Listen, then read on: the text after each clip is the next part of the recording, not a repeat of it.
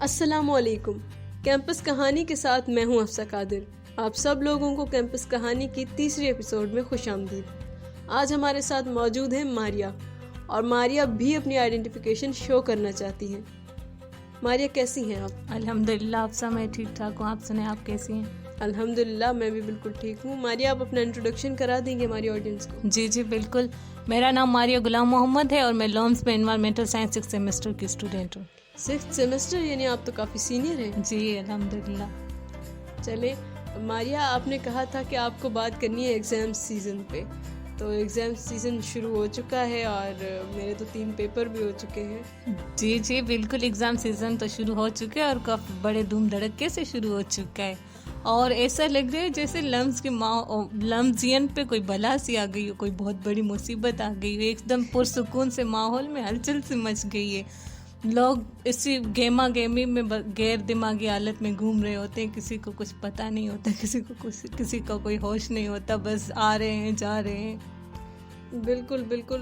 मतलब हॉस्टल में रह रही हूँ, मैं खुद देख रही हूँ पिछले सेमेस्टर भी और इस सेमेस्टर भी कि एक पुरसुकून माहौल चल रहा होता है और बस एग्ज़ाम शुरू होते हैं हलचल सी मच जाती है। सारे निज़ाम दरम बरम हो जाता है, यहाँ का वहाँ का यहाँ। जी बिल्कुल ऐसा हो जाता है। और इस दरम बरमी में लोग ऐसे गैर दिमागी हालत में घूम रहे होते हैं कि उनको किसी चीज़ का होश नहीं रहता।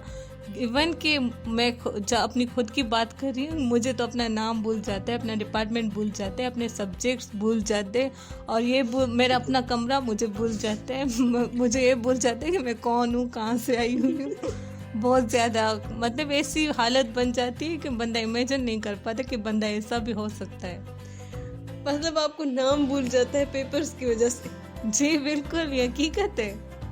भाई, ये तो काफ़ी फनी हकीकत है कि आपका नाम भूल रहा है।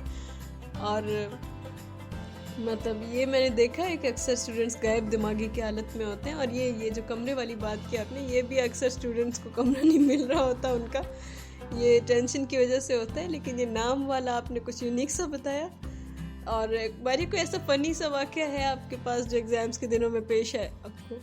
वैसे बहुत सारे फ़नी वाक़यात हैं, मेरे साथ हमेशा फ़नी वाक़यात होते हैं। एक तो ये बहुत बड़ा दिलचस्प वाक़या था। मैं पेपर दे के आके सो गई। मैंने अपनी रूममेट को कहा कि मुझे शाम के 8-9 बजे तक उठाना। मेरे रूममेट की आँख शाम की 7 बजे खुल गई ना, तो उसने कहा मैं ऐसे भी जल्दी उठा देती हूँ। वो मुझे उठा रही है, कहा मारिया उठिए जल्दी कीजिए, 7 बज चुके हैं। और मैंने जैसे ही 7 सुना ना जी। तो मेरे औसान खता हो गए।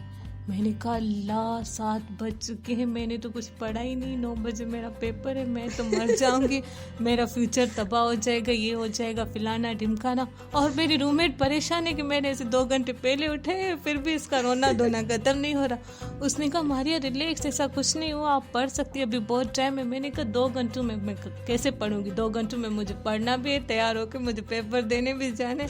उसने कहा बहन होश के नाखून ले, 2 बजे आपको अभी के 9 बजे नहीं, सुबह के 9 बजे जाने, अभी रात के 7 बज चुके हैं। फिर इसके बाद हम बहुत ज़्यादा हंसे इस बात पे।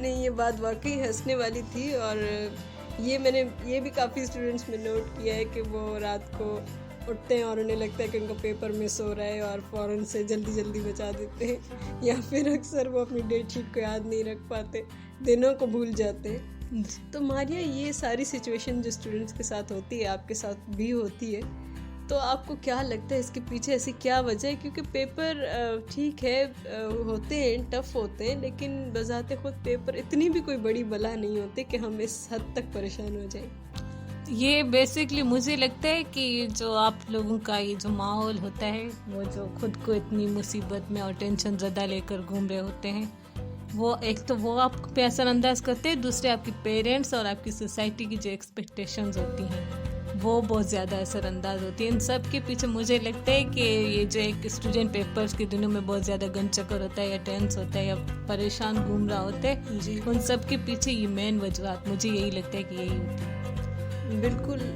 ये वजूहत हैं। और ज़ाहिर है आपके माहौल में आपके इर्द गिर्द के 4 लोग परेशान हैं, तो आप उस माहौल में चिल तो हो नहीं सकते। जी बिल्कुल। तो आपको क्या लगता है, मतलब ये मुझे तो नहीं लगता कि कोई हेल्दी एक्टिविटी है कि पेपर्स के दिनों में आप परेशान हो।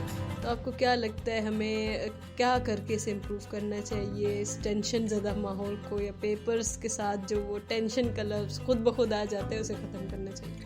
मतलब कि हमें जो पेपर्स हम सुनते हैं कि पेपर्स आ रहे हैं ना, तो बस हमें उसको एक चिल माहौल में लेना चाहिए, एक एक्टिविटी की तरह लेना चाहिए, क्योंकि ये भी हमारे लाइफ का एक पार्ट है। चाहे ज़िंदगी का इम्तिहान हो, चाहे आपके एकेडमिक का कोई इम्तिहान हो, ये बस आप अपनी ज़िंदगी का हिस्सा समझें और बड़े खुशगवार अंदाज में उसे हैंडल करने की कोशिश करें ना, क्योंकि गुजरना तो ऐसे है, चाहे आप खुश होकर गुजारें चाहे परेशान ज़्यादा होकर गुजारें।